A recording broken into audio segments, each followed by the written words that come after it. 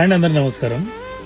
ఎప్పుడైతే వర్షాలు పడతాయో చూడ్డానికి చాలా బాగుంటుంది, కానీ రోడ్లపైకి వచ్చినప్పుడు పడవలో వెళ్తున్నామో కార్లో వెళ్తున్నామో అర్థం కాదు. చిన్నపాటి వర్షానికి ఈ విధంగా రోడ్లపైకి భారీగా నీరు చేరడం, ప్రజలు ఇబ్బంది పడడం ఒకసారి చూస్తే బాధ అనిపిస్తుంది.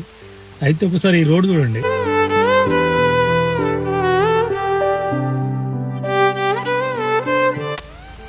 ఇరవై 25 సంవత్సరాల క్రితం ఈ తెల్లాపూర్ నుంచి కొల్లూరుకి వెళ్ళే రోడ్ ఇది. ఒక్కసారి కూడా దీనిపైనకి వరదలు రాలేవు, కానీ ఇప్పుడు వరదలు వస్తున్నాయి. ఎంత డెవలప్మెంట్ ఉంటుందో అంత డిజాస్టర్ కూడా ఉంటుందని నాకు అర్థమవుతుంది. Thank you.